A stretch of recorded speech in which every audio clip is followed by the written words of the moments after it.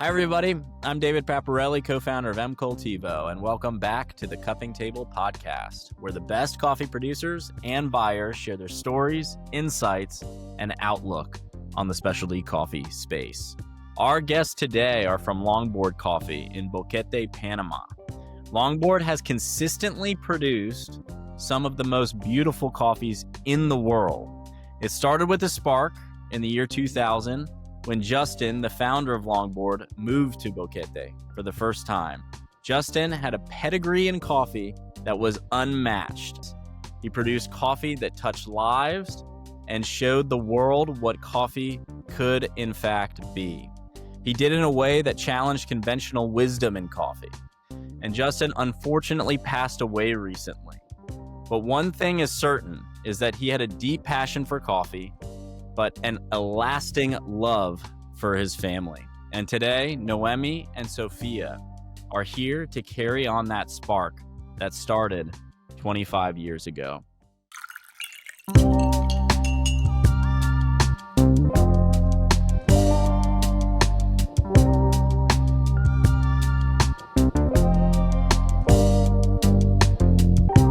So guys, I just want to welcome you both to the podcast. Thank you so much for joining me.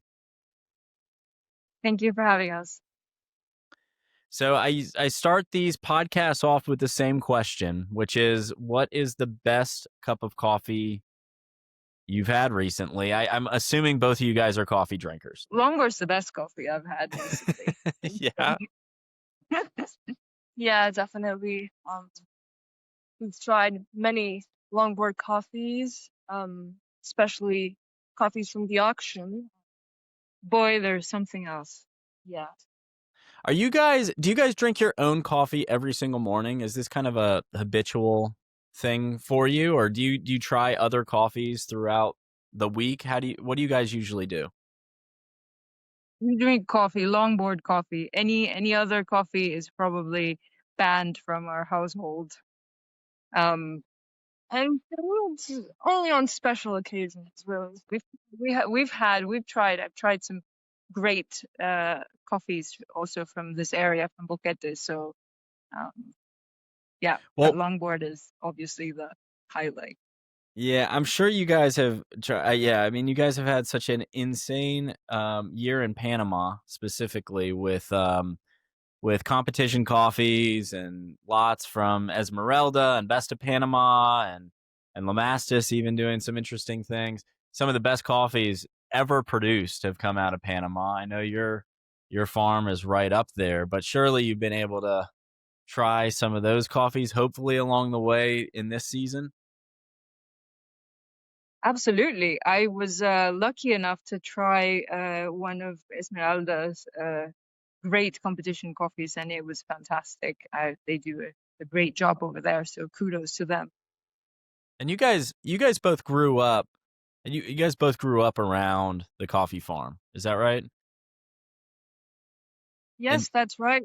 Ever since I can remember, we've been surrounded by coffee plants.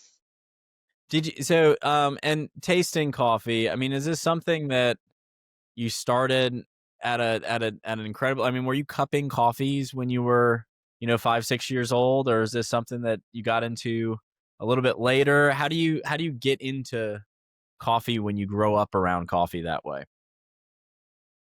I think we started, at least for me, it started with harvesting coffee on summer holidays, on summer vacations off from school, at a young age, and then not drinking coffee from a young age. That came later in my teenage years, certainly, I feel like. Yeah, for me too. Go ahead. I think when I was a child, but more cuppings like later on. Yeah. Have you guys become coffee tasters since? Is this kind of still you very familiar to you, but sort of all new to you as well? Right. We've always been surrounded by coffee, either the plants or visitors here coming from all over the world to taste our coffees. We grew up with Justin's, my stepdad Justin's great work, long days at the farm, and the careful decision-making process that he took into every single lot, and the coffee tastings here at our Longboard lab. So it's always been part of our lifestyle, basically. All the surf trips we took with him, there was always good coffee early in them. So it's part of us, basically. In the coffee industry, a lot of people go on origin trips and they kind of see a glimpse of this sort of farm production, farm life. It's hard to even call it a lifestyle business because it requires so much effort and so much work to be successful that I'd be hesitant to say that. But it's a lifestyle business in the sense that it sort of is your life. You're in and around it. But growing up in that environment, um, do you does every I guess I'd be curious, does every day feel like something a little bit different, or does it become more routine and habitual? What do you remember about growing up in coffee in that way? All these visitors coming in, the habits and the seasonality of the harvest season. What talk about that a little bit for me. I feel like every stage of growing coffee and making coffee is different. Every vintage is different year to year. One of Justin's main philosophies is we don't try to force uniformity in any way. So we like the fact that every year, every vintage, the coffee is different. Every stage of the process is different. Some years, depending on the climate, on a certain year, it would definitely change the process. It would change the pruning, and of course, we do everything by the moon cycles, and so it's just very unique the way that the coffee is done at Longboard, and so every step of the way is very different from previous uh, harvests or previous flowering or previous pruning, because the farms are alive, and so it's never the same every harvest or every day, even, I would say. I just remember thinking it was so beautiful, like waking up one day and everything was white, like it had snowed, and it was the coffee flowering. You just walk through the coffee trees and smell that beautiful fragrance, and my dad loved that, and I grew up seeing him just get absorbed by the wilderness and by his love for coffee. And Sophia, were you born basically on the coffee? You lived your entire life on the coffee farm? So you didn't move to Boquete. You were born in Boquete, raised on the coffee farm. Is that right? Yep, I was raised right here in Venerio. Amazing. And you guys have had the opportunity to travel around the world and come back. What ultimately kind of keeps bringing you back to the farm? Well, this is my home, so there's so many good memories, and it's a legacy for me. It's what my dad loved. It's what my family does, and I'm gonna be here for it and love it just as much. I And love that. we spend a lot of time in wine country with Justin, and I must say we go out there in the world and we absorb knowledge from all of these places around the world, and we come back, and every time we apply a little something that we learn from abroad and in the coffee industry, and it just makes our lives richer, and these experiences have shaped us. Probably I had Yeah. the opportunity to live in Asia for a while, and learned there about tea, which is of course another specialty drink, and I think that's the beauty of these specialty products. They connect land, people, and cultures, and so that's the most important to us. Yeah, that's so true. I remember when we traveled, my dad would say, "Go get ideas." Yeah. Take pictures and bring all of that home. And so I mean, and you guys had it sounds like when you were out in wine country, it wasn't, or when you were learning about tea in Asia, it wasn't so much about just doing the classic tour of Champagne or Bordeaux in the same way people kind of come in and do that. This was a fact-finding mission, and there was creativity involved and exploration involved. So you mentioned moon cycles, and it's, making decisions based on moon cycles throughout the harvest. Can you walk through what what that what that means for longboard practically? How do you adjust what you're doing on the farm based on moon cycles?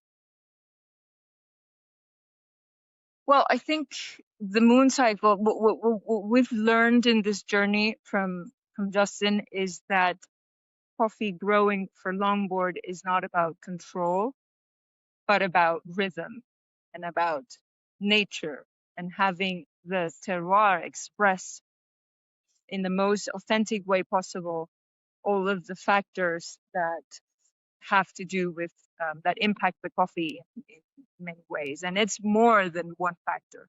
But we've learned that the moon has an impact on the soil and on the flux of inside the plant, the coffee tree.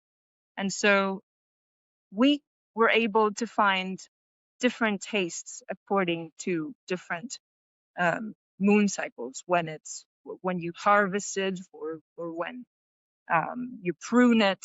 I think the moon plays a very important role. And so for us, it's about exploring the best ways to bring that out in the cup, not by forcing anything on the land, but basically by letting it express whatever it needs to express on a specific vintage. Does that mean that you harvest on kind of a full moon generally? And then, I mean, how do you actually time these things? I mean, or is this Well, it's not timed, and it's not like we are going to force a harvest on a full moon, but we can just feel different uh tastes in coffee or different characteristics when the coffees are harvested on a full moon or on a different moon, a new moon. We can just figure out how it changes the fruit. And so I think it's not about forcing a harvest on a full moon, but just enjoying the differences when it's harvest in different moon cycles. what is it, like a tide effect, a tidal effect where the moon is actually drawing, water closer Absolutely. to That's the exactly right. is that what's happening there? And then do you get more Yeah. acidity, juiciness? Like what kind of tends to sort of Yes, because you're basically, for example, the most common, the easiest way to perceive this, it's when you have a full moon. Then you've got all the tree, all the energy concentrated on the very top of the tree and on the cherries. So you can tell the cherries are fuller and juicier, and that ultimately has an effect on the cup. yeah, I would think so. I mean, and I guess then your processing method might be impacted by what you do with that coffee too. Um, because there's going to be more fermentation in a juicier coffee if you harvest it on a fuller moon, Yeah, I in guess. terms of process, I think well, we were taught by Justin that our main goal was to not feel the process, not sense in the cup the intervention of man. So we do the process in a way that it does not uh, intervene with the actual flavors that the terroir is trying to express. The processing methods you guys use in order to have kind of a light touch of processing. what's the kind of the philosophy there? Have you gotten to, well, this one processing method is kind of the lightest touch, and so we will use that kind of over and over again for consistency? Or does it turn into what with other producers where it's kind of a portfolio of processing methods? Right. Well, it has a lot to do with intuition. For Justin, this coffee making was an art rather than a scientific endeavor. And so everything is, when we harvest, we feel the cherries. We are constantly monitoring the process. And so everything, when the process is happening, we're there feeling it every few hours and properly. No, yes, we have a couple of gadgets, but it's basically all intuition, the producers, our own intuition, when it's ready, when it's dry enough, depending on the harvest conditions. It sounds very natural process though, and less kind of washed, like pure washed, clean Well, coffees. for all our processes, we do fewer honeys, but we do naturals. It depends on the year and on harvest conditions. Like this year, for instance, we had a very, very low yield production, and that allowed us to use our facilities for slower processes. And Okay. so, depending on each year, we'll do more naturals or more washed or more honeys. Since we're organic, so this changes every year. Yeah. We don't have like a standard production target or anything like that. It's entirely about the cup, and if the coffee needs more time, we give it more time. But that also means that the harvests happen in cycles. So you might have a very bountiful year and then Yeah, there's a bumper lower crop yield, and and then then there's a dip. it, Yeah, it changes. Yeah, my absolutely. dad thought the process can't be the same always for different coffees. It has to be unique for that one. It depends on if it rained, if it was sunny, on so many things. So it has to be special for that coffee, for that specific lot. Yeah. It was so down to detail that that's why every single lot is so unique. Mm, absolutely. And I'd be curious, Sophia, when you traveled with your dad, um, and you were visiting vineyards and I don't know, wherever else you'd go and get inspiration and explore, was there a another operation that you visited that very much aligned? It's like, oh, this is longboard for wine. I mean, did that ever exist, or was longboard so unique in what it was doing that it was more just kind of grabbing these small characteristics from everywhere you go and just learning what you could to apply? Yeah, we'd go everywhere. You can find inspiration and get ideas. My dad liked to speak to other producers, or like he'd taste their wine and he'd want to know about their process and their fermentation, and he'd just have a million questions.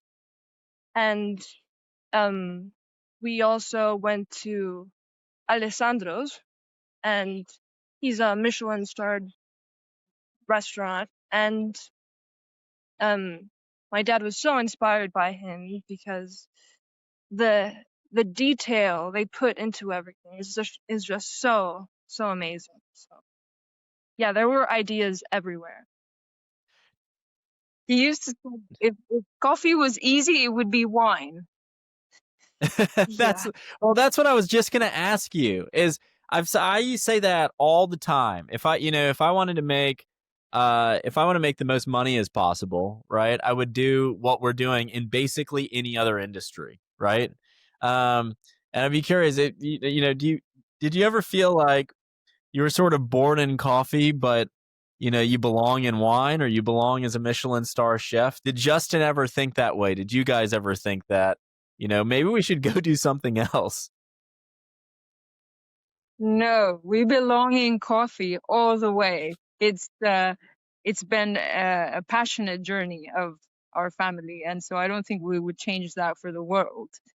Sure, there's a lot of interesting things going on in the wine world and in tea and also in chocolate, but we are fairly square on coffee. Well, for me, as a teenager, and hearing my dad constantly speak about coffee, sometimes I'd be like, oh God, isn't there anything else he can talk about? And yeah, of course I'd like to experiment on different things. My dad, he loved wine. He did a spirit, and there was many other things he was interested in and passionate about. But coffee is where it started, and we'll always have that close to our hearts. And Sophia, you've got some big decisions, I guess, coming up as a teenager. I mean, are you in university? What are you working on now? Well, I'm looking at my options. I haven't decided anything yet, but I'm very excited for what's coming. Lately I've been taking things slowly and reflecting a lot about life, but I definitely want to be there with longboards and and find my own passion and bring that here for sure. For me, it was just so amazing seeing all these people come from all over the world to taste our coffee and just being so amazed and excited by it. And that really excites me too. And coffee has always been a part of my life, so I don't think that it's like I'm gonna jump right into it. It's always been there. It's growing in me. And yeah, Noemi has been working so hard on this auction. It's our first auction, so it's very new to us, but my dad really just put all his hard work and all his passion into every single detail. And that's so amazing to me. So Yeah.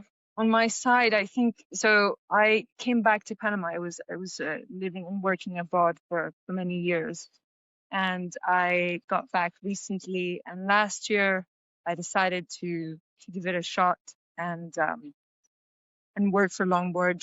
And I've learned so much. My role varies as needed, so I sometimes find myself doing planning the next planting at the farm, or cupping with customers at our lab, or the next day I'm thinking about pruning season coming up, and marketing. And so it's a challenge, but it's a rewarding challenge that we've been able to be part of this journey and learn all the challenges involved. We're there when the harvests come in, and sometimes we have a night shift because the harvests come in late. And so there's just so much to learn, and of course we'll learn even more because Justin left already a path established of where he wanted to see Longboard in the future, and so we'll continue in his steps and continue with his innovation.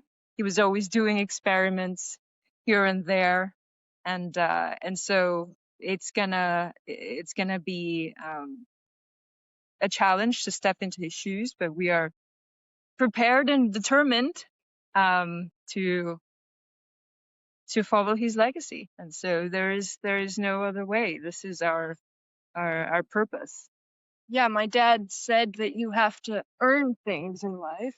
So you start at the bottom at Longboard, like harvesting and stuff. Yeah. that getting the lab ready before clients came in, and it's That's starting from the ground up.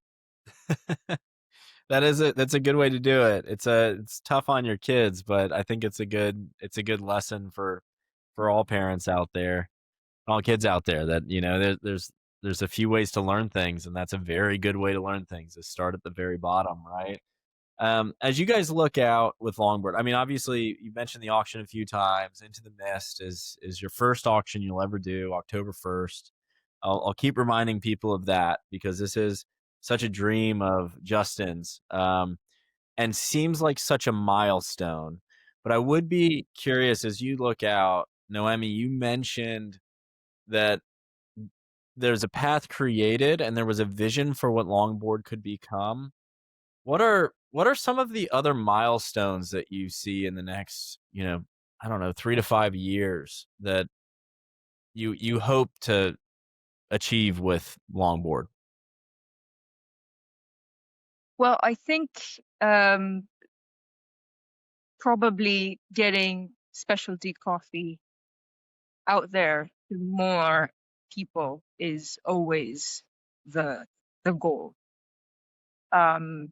It's not intuitive for everyone to think of coffee as a specialty drink, and I think that will remain always an important goal. We want to, of course, get Longboard to the highest of markets and the most demanding markets, and also push our other products that we have from Misty Mountain Geisha, like the tea, the cascara tea and flower tea and spirit. And my personal hope is chocolate one day. And yeah, so we want to be able to share with more people. The one thing I'm very excited about the future is the take on sustainability and health. I think more and more people are starting to appreciate the health benefits of organic products. Like, we use no chemicals whatsoever in farms, no pesticides or herbicides or pest controlled, nothing, and absolutely no chemicals, not even organic ones. And one would think that would make it easier. In fact, is more, it's harder, because you have to do a lot of the things by hand. You need a lot more rigorous attention to the farms. But I'm excited about this take on sustainability and health, and that's all part of our philosophy. Sophia, when you think out, what would you like to see? What would you like to see with Longboard, kind of in the next 5 years? What would you like to see Longboard look like for you and your family? Longboard is gonna be great. My dad never doubted that. So I want to keep his spirit alive. I think my dad will live on through everything he did and everything he worked on.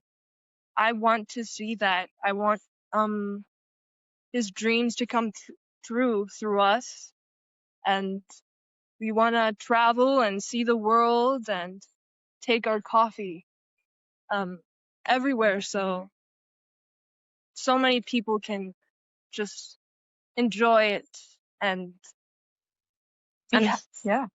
be happy. With friends around the world. We want to share memories of Justin with each cup. We want them to tell us about their journey with Justin, and so that's a good mission. No, I mean, you mentioned specialty coffee, and I kind of feel like Justin and Longboard were a little bit part of this, Renaissance movement that seems to be occurring in specialty coffee, right? And he hit it just, I mean, 25 years ago was kind of the perfect time to hit it, right? I mean, that was sort of pre-Panamanian geisha, and then you had this surgence of Panama coffee. It's kind of incredible, not to overuse the metaphor, but to catch that wave, right? You just sort of catch it perfectly and just ride that wave. I mean, it takes a lot of work to stay in it, but there's an element of that. And I feel like we've been talking about specialty coffee in a way where it's this general category, when what Longboard's created is um, something different. I mean, I guess we still call it all specialty coffee, but do you guys think of it still as specialty coffee? Do you think of it as something different that you're working on? Where do you, how do you even classify what Longboard's been able to do? That's a great question. We call it extra ultra specialty coffee. I think it's Yeah. so unique, and we do things so differently um, than most coffee producers. But we are still part of a community, and we want to continue that. Um, the Coffee Association is very important to us, and all of the colleagues in the coffee industry here in Boquete are of course very important to us.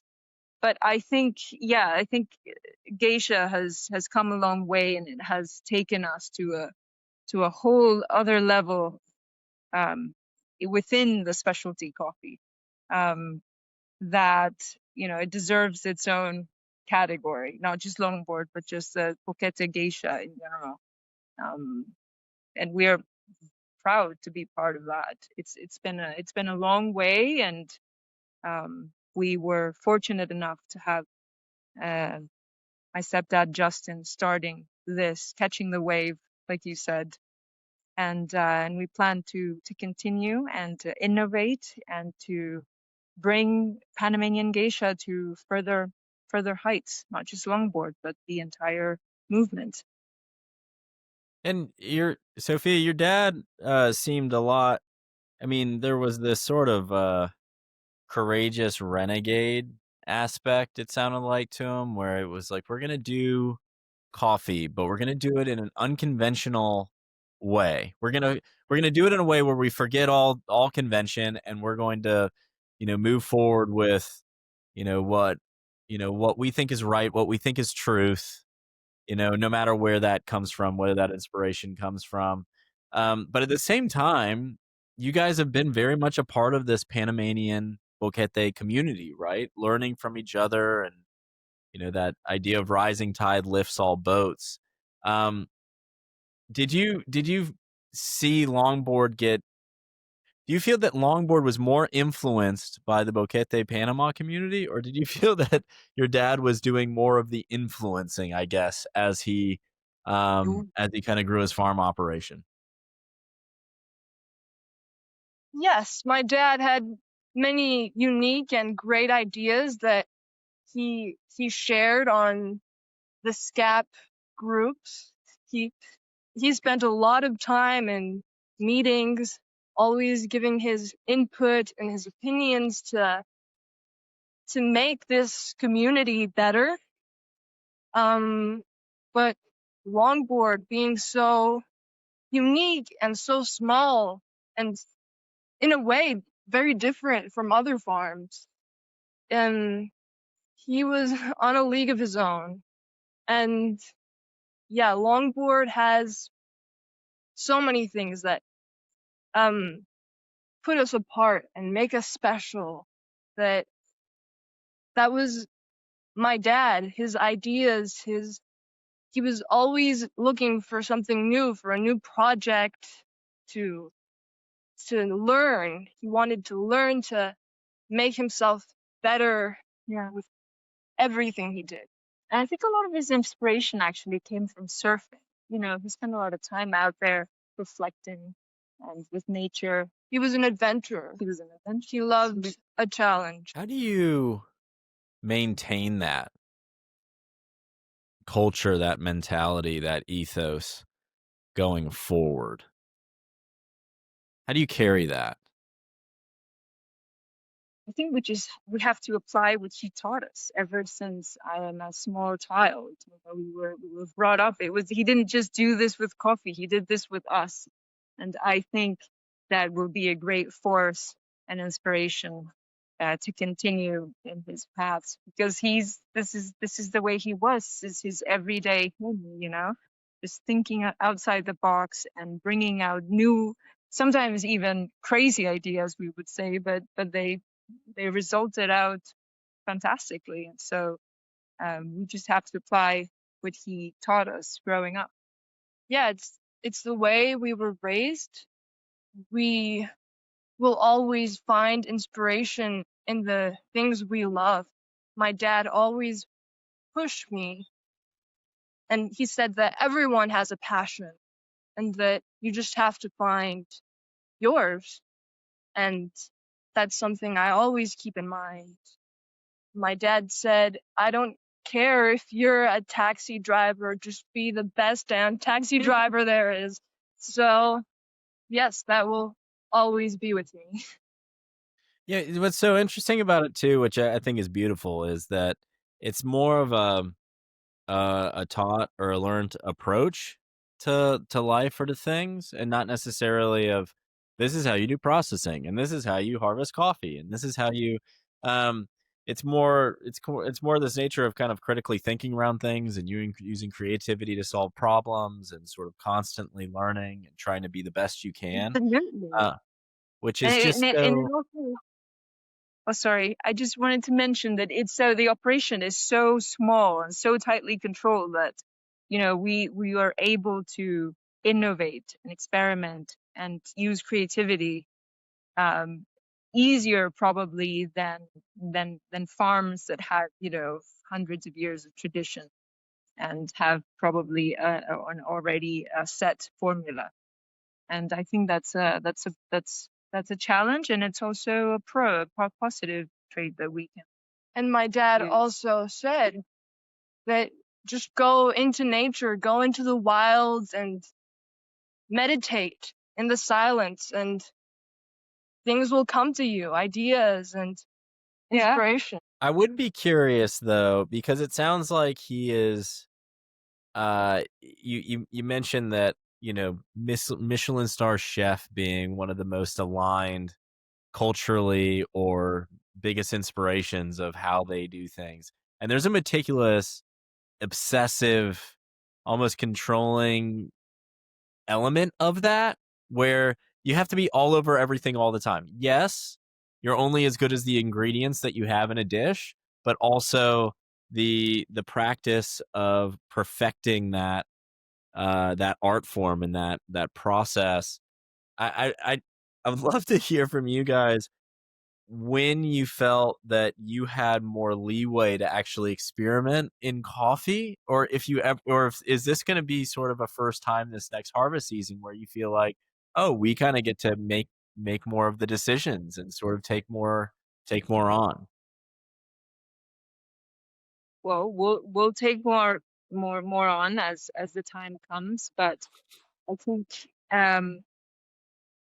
it will all be as it was for Justin, an experiment. Longboard is an experiment in its own right, and so sure we will continue to innovate and continue to experiment, and some might not work out, but something great might also happen. And so this approach to out of the box thinking and risk taking, I think it's very much embedded in Longboard and us. Yeah, Sophia, growing up, were you able to run any kind of experiments on the farm on your own? Did you walk with your dad through those experiments? What was that? What was that like growing up?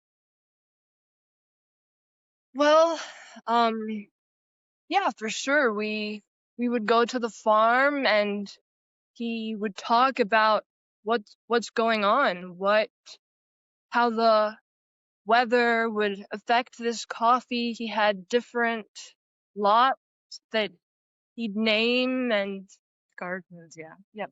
Geisha gardens, and he'd explain how he'd plant them and why in this specific place, and um what he wanted to achieve with this, but also just taking what you have like a great chef. You take the ingredients you have and you make the best out of it. You want those flavors to come out naturally, and yeah, that is what we want to continue doing. And He was always experimenting. This one notable one, he took some soil from the farm from Misty Mountain, and he brought it over to Italy to his friends, dear friends, and they distilled it. Justin just wanted to know what were the coffee trees sensing down there underneath the soil. So that's just, and he would, and we have it here in our lab. How it smells. How it smelled, and he wanted to know what was happening underneath. And so that's just one example of many things he did like that, just to What learn did he more do? about What did he do with the those. soil in Italy? He took a sample of soil and Yeah. distilled it. And distilled it. Okay. Distilled it. Yeah. And so we have this jar in the lab that you open it and it smells of soil. It just smells of everything. It's a clear liquid. It's a clear liquid, and I, that's just so random and so unique. He was always doing things like that. So, yeah, I don't even know who thinks about doing that. I mean, I could see doing soil analysis and that sort of idea, but having basically a Linné kit of all these soils from around the world, you might need to start establishing a collection. Yeah, absolutely. He was always coming up with these ideas, and just curious, genuinely curious about the farm and the terroir and the conditions and the many different factors that affect the coffee tree, the cup, the end product. So yeah, we absolutely will continue with this creative thinking. Yeah, it's beautiful. Yeah, I mean, I'd imagine that you guys, I mean, everybody sort of thinks that their experience isn't necessarily unique, that it's shared by, so many others. And I think what you guys have been through and what you guys were raised in is so unique and so interesting. I don't know if you find it that way, but my earliest memory in coffee was really kind of the smell. My mom would have coffee every morning, and it wasn't very good coffee, but it was the smell on my mom's breath. That was kind of coffee. And for so long I hated coffee because it was like coffee breath is not the most appetizing thing in the world. But then all of a sudden, as I kind of got older, I was like, I started loving coffee because it was like reminding me of my mom and reminding me of growing up, that sort of thing. You guys have a different relationship to coffee than I would say the majority of the world, which is just the drinking of the coffee. Do you have an earliest memory of coffee that comes to mind that you said, oh, okay, this is different. This is unique in this world that I would have grown up this way? Well, I think there are many of those stories. I think that the one thing that I was always most impressed by was how Justin got to know his customers, which he considered his friends, are his friends, and he got to know them through their palates. So they would come visit at Longboard Lab every year. They would come to Cup, and Justin got to know them so well. He would say, "This person is gonna like cup number 4 on the lineup." Like, he would get to know people that was like their own shared language, and I would like to do the same. That's a special connection you share with people when you Mm. use coffee as language. Yeah, and for me, as I said before, just all the coffee flowers blooming at the same time. That's the fave. The smell is just so amazing. And also going stargazing on the farm up in Jaramillo, everything is absolutely dark, no lights, and you can just see the beautiful night sky, and it's so amazing. And yeah, and like the light reflects on the coffee leaves. Yeah, it's very nice. Unbelievable. I would love to see that flowering moment. And it's so hard to catch as someone who doesn't live on a farm like you guys. Um, but that smell and that moment to be able to live that really every single year, right? Have you guys ever missed that moment? Well, I guess you would have missed that when you were in Asia, right, Noemi? Oh, absolutely.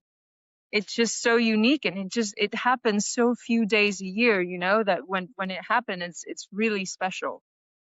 It feels like snow on top of the trees, and the smell is so powerful, and it just feels so. It's like a birthing moment almost. It's so special. Um, so we treasure those moments. We would go up to the farm uh, and take hikes when the flowering was happening, and we still do. We do that every year. Of course, you miss it. You miss it, but I think when one is younger, at least for me, you've seen it your whole life, so you go out in the world, you explore, you live abroad, you work, and then when you come back, you're like, you really appreciate it. It's Yeah, something. It just reminds you of childhood, good memories, and it's really special. very nice. Well, we have to talk about this auction a little bit. Um, and I want to say, first of all, that this auction and this moment in time, um, the reaction to it has been incredible. I don't know if you guys have felt the same way. I mean, I'm kind of tracking it afar. I mean, we're very happy and lucky to be the host of this auction, honored really to be the host of this auction, and to work with you guys on it in partnership. But just it seemed to have kind of converged at this almost point where it gave it gave people sort of an outlet to kind of express, love, affection, memories about Justin, what he's brought to the coffee world. Um, I don't know if all this was intentional in that way, but I wouldn't be surprised if it was. Would you mind kind of telling us about how this idea for an auction came about and what was the hope for the Misty Mountain auction? So it's been a long journey. It's a private auction, a longboard auction has been in Justin's mind for several years now. Um, I think I think it was the timing. Um, all the elements happened and came through, and we had a very very small harvest, and this is and so much demand, and this was just all the elements go together uh, for it to happen.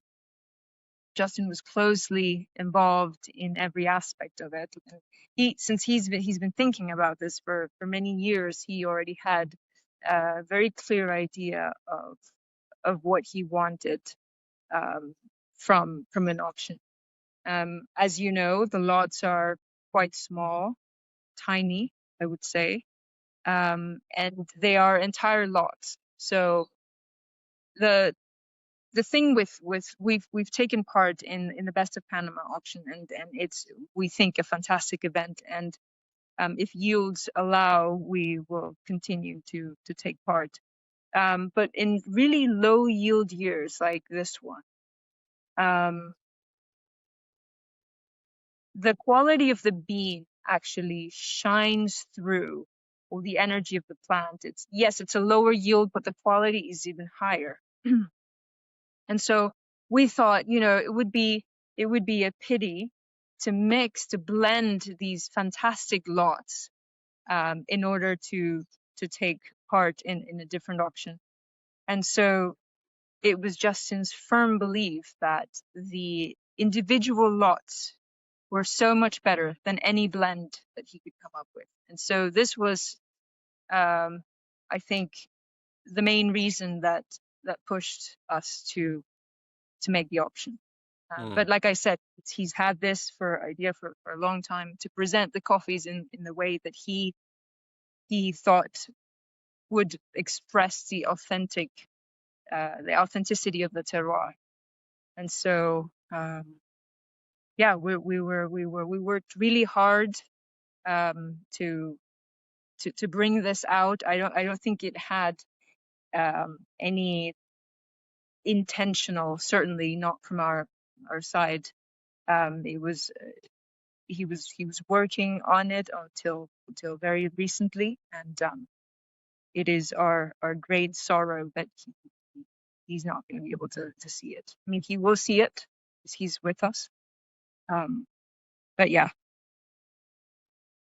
it's bittersweet for me that he won't be here with us to see this completion of his work. But each lot is so unique. Each one has its name, its artwork, its specific flavor. The colors of the art are matching the flavors on the cup of those specific lots. They had the music that he loved on each lot, and the title for each lot also expressed some characteristic of the flavors on each lot. So much detail gone into it. The blend of creativity in even the website outlining these things, and people, I mean, everybody should check it out. Longboard.auction brings you to the auction site, but the blend of artwork, the words, the vernacular used around these different coffees, music involved, not just kind of visual, but kind of the auditory element of it.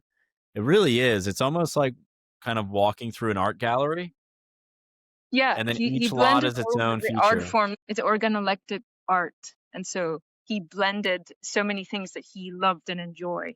Art in colors, the music, the senses. We try to use most of your senses for the sample set,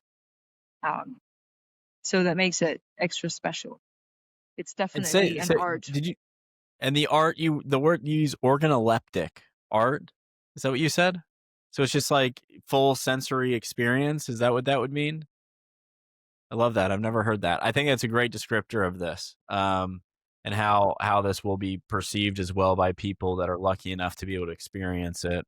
And what a fantastic tribute. I do remember talking to Justin when we were just initially, I'm sure he had the auction in mind long before we even had a company, right? But when we were talking about it with him, it was I think it was last year, visited Panama, got to have dinner with your dad, and we started talking about the auction, and he kind of, I can't remember where I was in my normal kind of sales pitch of, hey, not everybody should do an auction because it's not a good idea for everyone, but Longboard is obviously a great example of a producer that could have a amazing private auction, and this is what I'd be thinking about, that whole thing.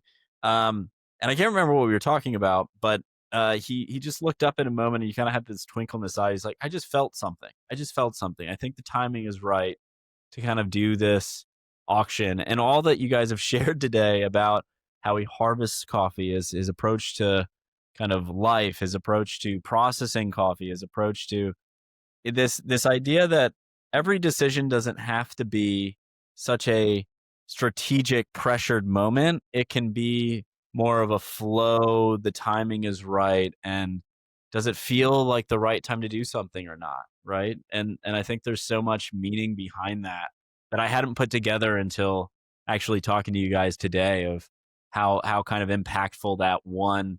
I just felt something. I think the timing is right on this.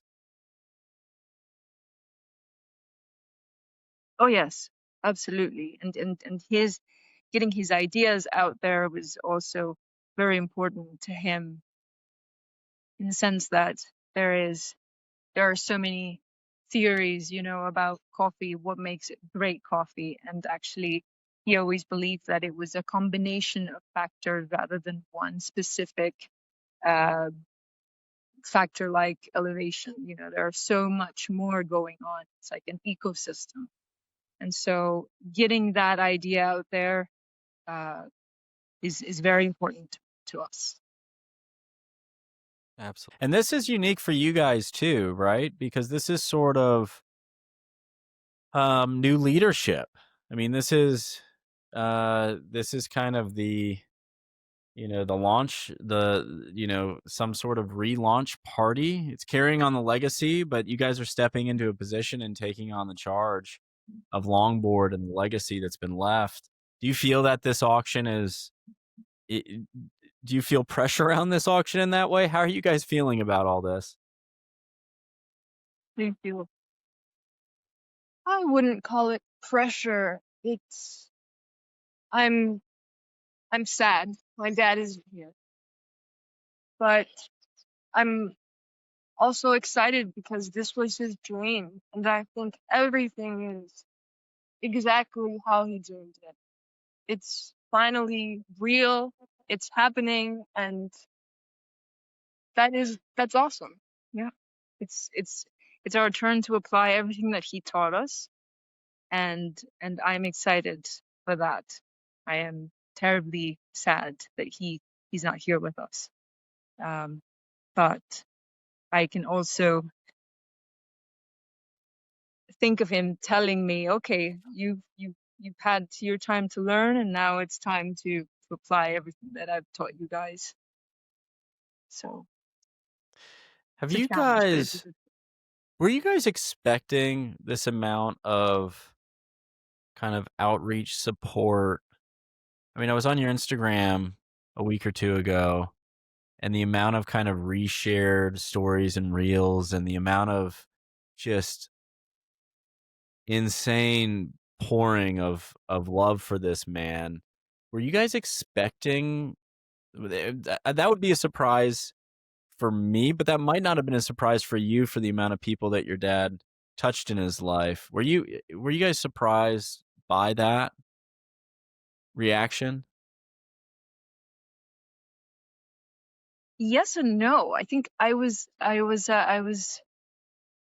so thankful. We all were thankful for the outpour of love and support that we've gotten from all over the world, and we would sit around as a family to see all the photos posted by friends around the world. And I was it was a little surprising, absolutely, that he touched so many lives. But in the same way, it wasn't a surprise because he was just such a unique person, you know, such a different guy that it should not be a surprise that he made so many friends everywhere he went. Yeah, it was very surprising for me and overwhelming, really, that all these friends and people that loved him reached out to us and shared their photos and their stories. It's been a very difficult time for us, but we are so thankful for every photo and every story Message. that people can share with us. Mm. It's my dad would have loved that. Yeah. It's a good reminder of the opportunities we have while people are physically here with us to be able to express that. And I know I forced me to reflect on that, this event. But I know Justin will be along the way for this. This auction is really unbelievable in that regard. Is this will be a milestone for Longboard, kind of a capstone to this next journey for you guys. And yeah, the last kind of coffee processing methods, cupped coffee that Justin physically touched, right? I mean, obviously the plants and everything will live on and you guys will cater for that, but the journey is not over. Recognize that, but this does feel like something special. And I just really appreciate you guys having kind of the courage to take it on right away. I mean, I remember I was talking to O Tyler, who works with you guys closely on this, and I I think we were one of the first phone calls made, kind of saying the auction is still on and we're still going to do this thing, and this is going to be a memorial and a continuation of Justin's legacy. So I love that. I respect that so much, and I can't wait to see what this auction does. Was there anything today, or any question I didn't ask that I should have asked, or anything that you guys wanted to talk about that we haven't touched on before we sort of close out? Well, there's so much, David. There is so much that we'd need several podcasts to cover it all. Justin's ideas were deep and were always evolving and expanding.